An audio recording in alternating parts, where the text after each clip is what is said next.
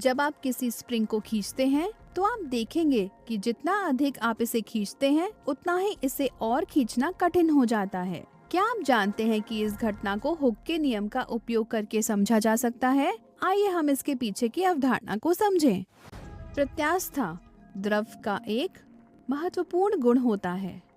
ऐसा गुण मूलतः अंतरा आणविक या परमाणविक बलों और पदार्थ की क्रिस्टलीय संरचना पर निर्भर करता है। एक ब्रिटिश वैज्ञानिक रॉबर्ट हुक ने प्रायोगिक तौर पर पता लगाया कि एक स्प्रिंग जैसी वस्तु पर भार को लटकाने पर उसकी लंबाई में वृद्धि लटकाए गए भार के समानुपाती होती है। तार के एक सिरे से भार को लटकाने पर तथा दूसरे सिरे को दृढ़ आधार से बांध करके हम एक पैमाने की सहायता से तार की लंबाई में वृद्धि ज्ञात कर सकते हैं। ऐसे प्रयोग से पता चलता है कि किसी दिए गए भार के लिए किसी तार की लंबाई में वृद्धि इसकी लंबाई के अनुक्रमानुपाती और इसके अनुप्रस्थ काट क्षेत्रफल के व्युत्क्रमानुपाती होती है। साथ ही किसी दिए गए तार की लंबाई में वृद्धि लटकाए गए भार के अनुक्रमानुपाती होती है।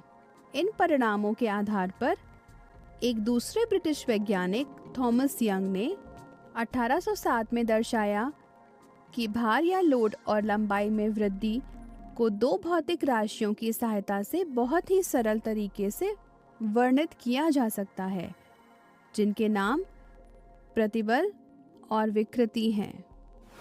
पहले हम प्रतिबल की बात करते हैं। वह बल या भार जो किसी पिंड के अनुप्रस्थ काट के इकाई क्षेत्रफल पर कार्यरत होता है, प्रतिबल के रूप में जाना जाता है।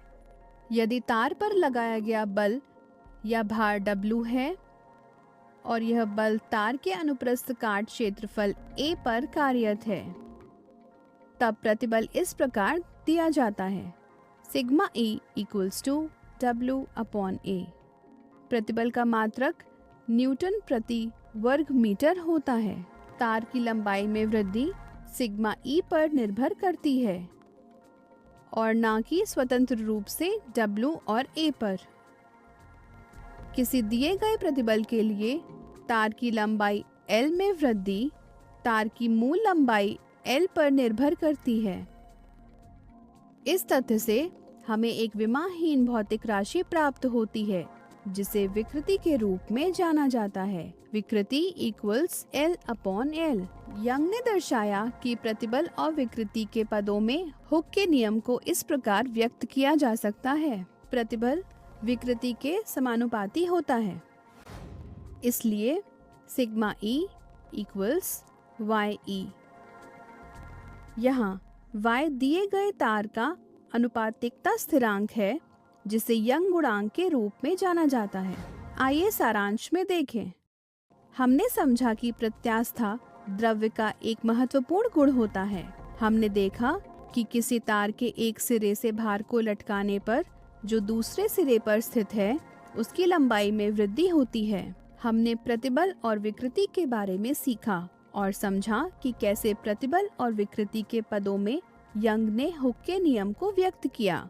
हमने पाया कि अनुपातिकता स्थिरांक Y को दिए गए तार के यंग गुणांक के रूप में जाना जाता है।